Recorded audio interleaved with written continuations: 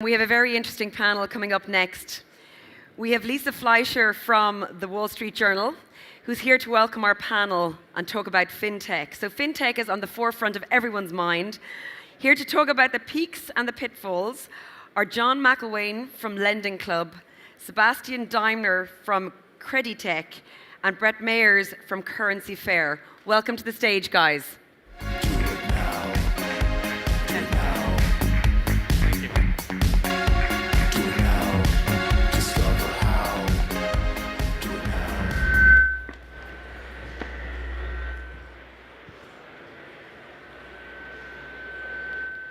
I hear a little bit of feedback, so I'm hoping that's not me.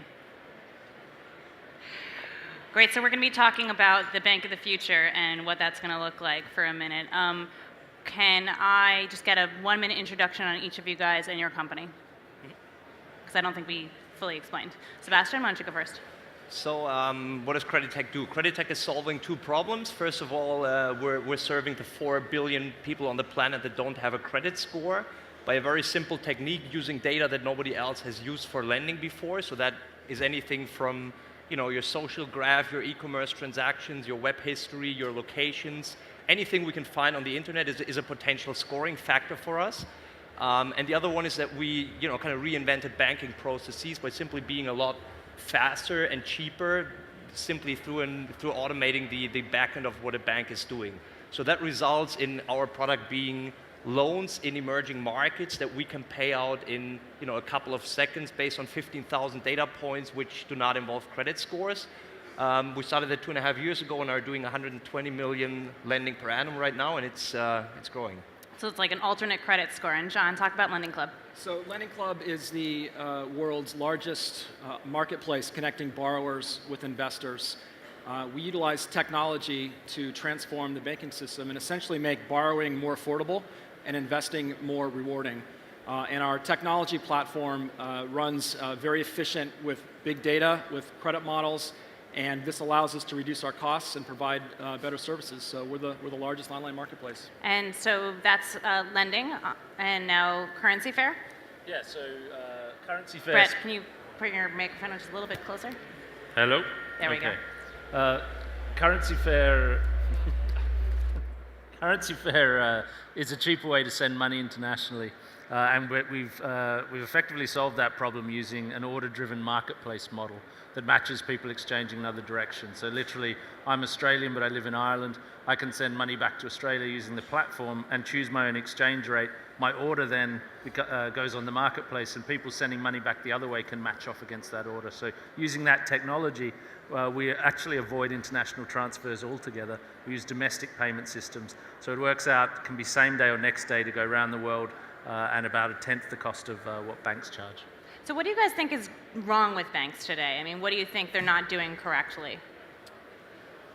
So I think it's not so much banks, but I think it's the banking system. I think the efficiency of a marketplace model, using technology, using innovative data, and allowing these services to be provided at less cost than traditional banks is I think the beginning of it. So I think the transformation that we see and that we think is here for us is all about innovation, using technology, using the marketplace model to become more efficient to provide the same services that in a better way that the banks have been providing today. That's how we look at it.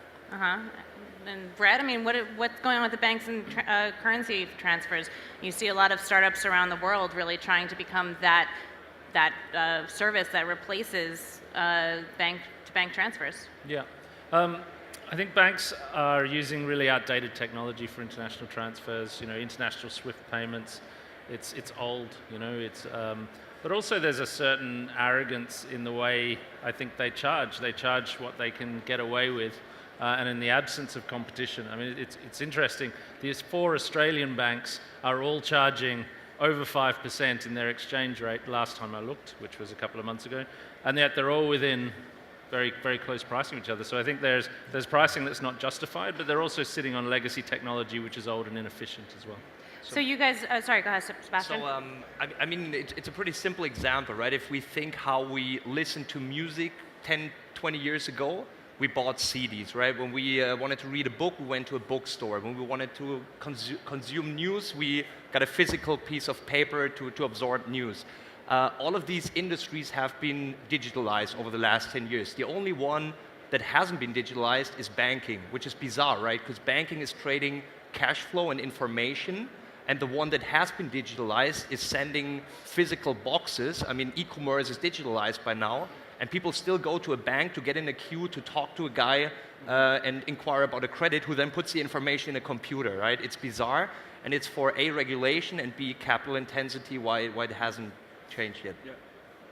And so what is the bank going to look like in the future? I mean, you guys are all, with the exception of credit scoring, both of you are trying to replace some part of banking in the future. I mean, are we going to be able to go up to our local bank branch and get a loan?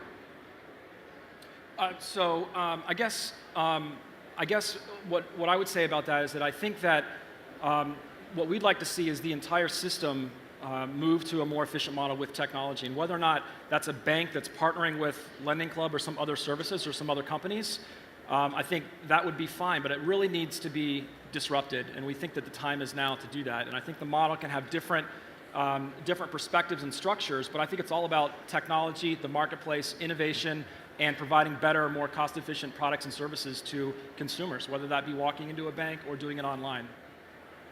Yeah, I would add that I think that banking traditionally has been a set of products that have been effectively issued by a bank. These are the products you can use, and they're all the same. I think what we'll see is, as we see customers taking little pieces of that and concentrating on one thing and doing it very well, they tend to be technology companies, which are far more experienced with the process of actually delivering what the customer wants rather than what you want to supply. So I think you'll find a lot more tailored banking products that are tailored to individuals and are actually really customer-driven rather than supplier-driven. Can we talk a little bit about risk for a minute? Because one of the things we're seeing with crowdfunding, with alternate lending, is grandma could get into the market and lose her $30,000 or whatever she has saved. Hopefully she has more, but likelihood is not, to come in and we hear that from some crowdfunding platforms, oh, no, that won't happen because we have, a risk assessment, you have to answer all these questions.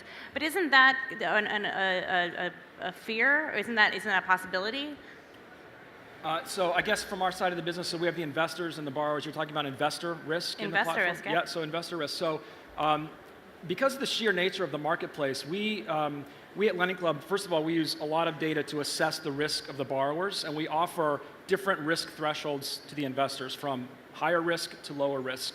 And we allow any particular loan to be fractionalized, so a $10,000 loan can be invested all the way down to $25 by each investor, which allows them to spread their risk tolerance across many, many loans. So thousands and thousands of notes for one investor, and we think that helps distribute the risk. But I think the evidence is in the data. What has been traditional default rates? Are those competitive with marketplaces? And our data shows that they are very competitive and they're very successful.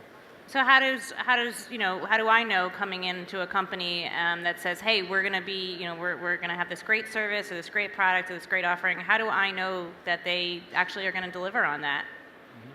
Mm-hmm. On the scoring, you mean? Either on scoring or what's the next risk assessment going to be? Right.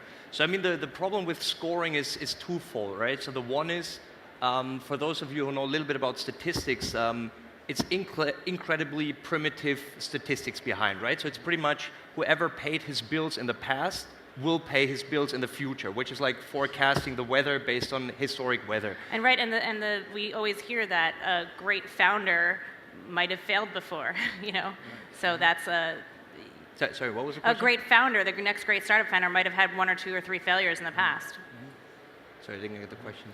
Sorry. So you were saying that have they paid their bills in the past? Mm-hmm. History predicts Right. the future, but what we know from founders is that oftentimes they will have 1 or 2 or 3 failed companies in the past. Yep. Exactly, and this is why the like statistical model of saying this is Sebastian has a score of X, Y, Z, and then this will be his score until whatever happens. So he pays his bills or he doesn't pay his bills, is a very bad way of scoring. And the second one is it's a commodity, right? So everybody uses the same scoring to say, okay, this is a credit-worthy customer, this is not a credit-worthy customer. So what banks are doing is more taking a commodity decision. So all the data processing, which is what a bank should be doing, is actually happening on the level of a credit bureau. And then this means that the same guys get the same pricing for the same products from different banks, and the other guys don't get anything. And this is why, in our belief, scoring has to be something that is done by the issuer and the bank itself, and not by a credit bureau. And this is why banks and credit bureaus will merge over time. Yeah, so Lisa, I think part of your question might be both credit pricing, but also fraud and fraud detection. And I think that using data that can help detect fraud. As an example, at Lending Club, if you fill out an application online that says that you live in Florida, and your online profile says you have a lot of activity in Chicago, and your credit profile says something different, we can triangulate the different data elements, not to indicate fraud, but to help us lean towards, hey, this needs more research. And that's just in its infancy, just kind of using data to help identify fraud going forward, because as you said, historical doesn't always predict the future, so I think using real-time data has a big impact on that. And want to talk a little bit about the unbanked out there.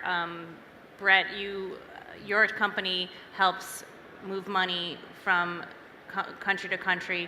Can you talk a little bit about how you deal with that in countries that don't necessarily have a traditional banking system? Yeah, so the short answer to that is that we don't at the moment. We actually only deal in bank account to bank account transfers. Okay. So we're mainly in the developed nations. There is a lot of innovation though in that remittance space, which is generally unbanked at one or both ends. And that the incumbent there, I guess, is largely Western Union, and then you have a number of players trying to break the hold and doing quite successfully at it. And really, then it is about new ways of getting the store of value out. So you see the prevalence of mobile phones in Africa, for example. So yeah, not really our area, but it's certainly hugely important. And there's a lot of really good companies working on that, because when you think of the costs involved in these transactions, and that money going back into the hands of some of the poorest people in the world, then it can have a big impact on the economy. Either of you guys want to pick that one up? I mean, what's going to happen in countries where there isn't a traditional banking system now? Are they going to develop one, or is that just over? So I mean, that's exactly what we're doing, right? That we want to give credit scores to everybody, and this is why we're using data that everybody has. So everybody on the, not everybody, let's fast forward 5 or 10 years, everybody will have a smartphone and a social identity, right? Not everybody will have a traditional credit score, because it's very costly and timely to set up a credit bureau system. And so why not take this data, right? I've talked to a telco provider 2 weeks ago, and telco provider, and he was saying, like, I don't know if we're going to be a bank or a credit bureau in the future, which is interesting if you think about it, right? A telco provider, a mobile telco provider. Okay. Why? He'll be the one who's able to pay out customers. Right. He's the one who has all the data about the customer, and he's the one who can do the collection, right? So as Bill Gates said, banking is necessary, banks aren't. So I don't think it'll be the banks filling that gap in the markets. It'll be guys like us or telcos, guys that can actually play with the data and make efficient use of that. So, John, do you want to handle that question at all? What's going to happen with countries that don't have those? I think that the ability for the banking system to proliferate to countries that aren't banked right now is going to happen through technology, not through infrastructure. And so the payment methodology and collection and those very important, and the regulatory issues are very important.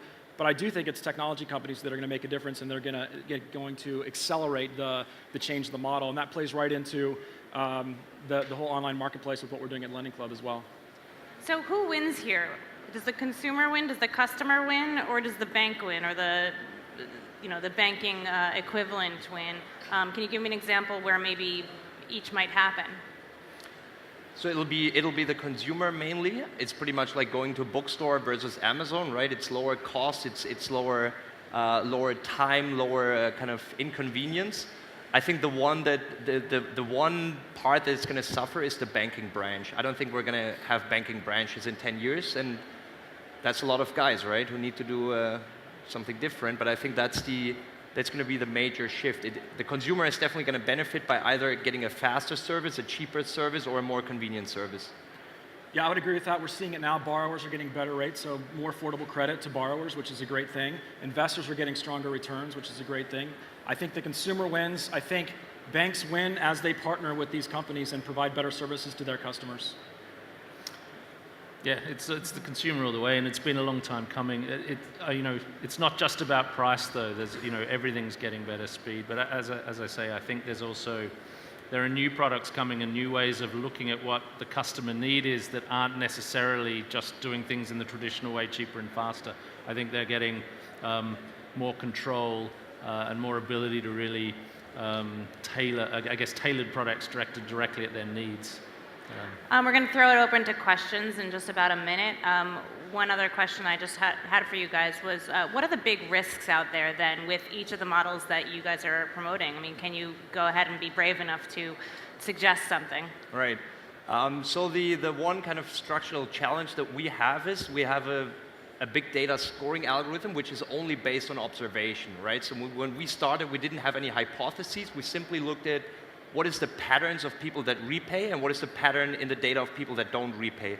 An algorithm like that always requires the world tomorrow to be the same like today, right? Because it's all based on observation of how people behave, and it assumes that people will behave the same way tomorrow. But that's the same for any observation-based algorithm, Amazon recommendations, Tinder algorithm, whatever it is. It requires the world to be the same tomorrow, which is a fair assumption, I would say. Okay, and for lending? Yeah, I mean, we see similar risks in lending and investing as exist today, but we think the way to mitigate them is with data and with technology. And so I think keeping our eye on the things that drive out risks and reduce costs will help mitigate that. But I think those are still there with this model as well. For trading, I mean, are you?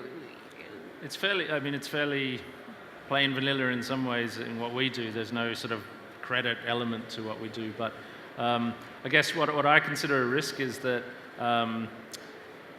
maybe if there's people that are too aggressive in terms of pricing and not investing enough in security and data security and regulatory requirements and so on, that one failure from another company, because it's not going to happen in ours, but that if someone's taking too many shortcuts, for example, that will really shake trust in the industry, because for us, trust is hugely important. So similar to Bitcoin, when one fails, there's a big question over everybody else, right? Yeah. Does anybody in the audience have a question?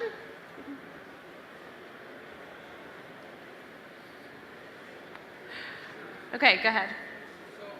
Wait just 1 second for Mike. So in the existing banking system, right, there's a lot of stickiness because customers are so accustomed to the service and all the other layers of services, and as a result, they've got all these service fees accordingly. How do you envision being able to do what you do and the cost of acquiring that customer based on your services so that you've got a sustainable business that can continually grow? Go ahead.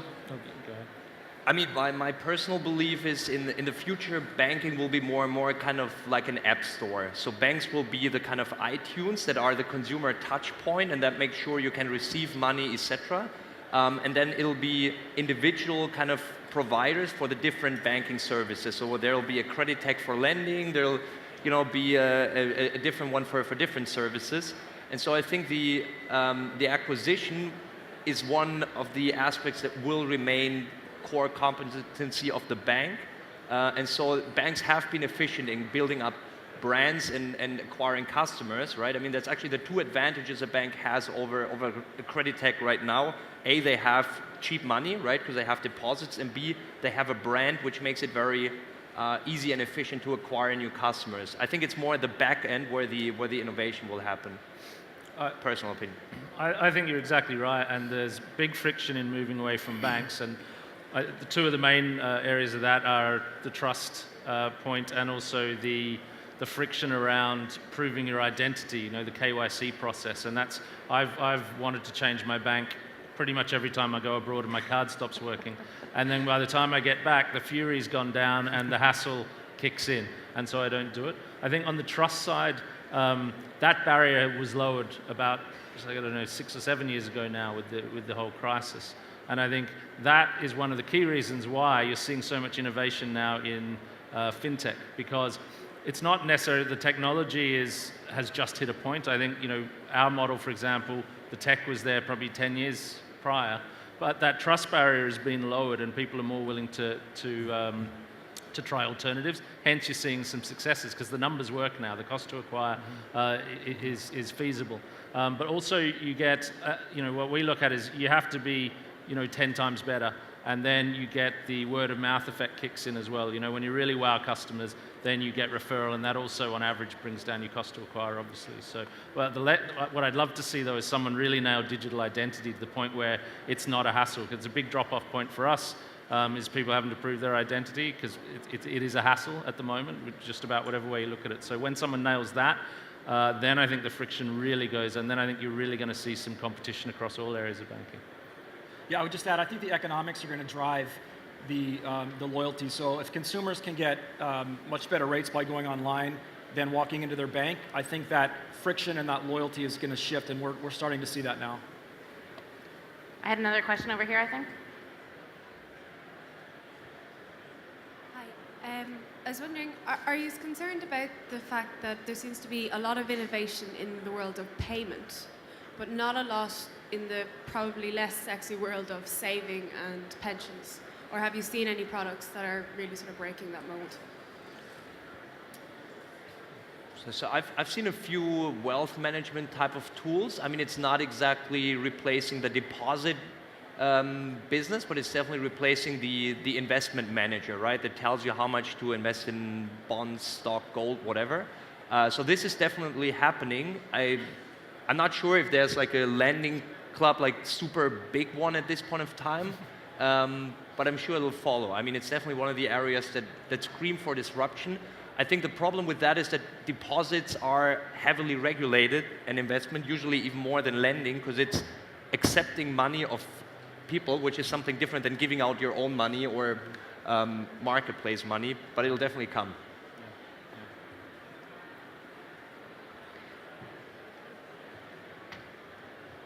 I think we might be cut off. I'm sorry. Out of Sorry, yeah. But thank you so much for kicked out. coming. I'm sure that you can reach them all on Twitter. Thank you. Cool. Thank you.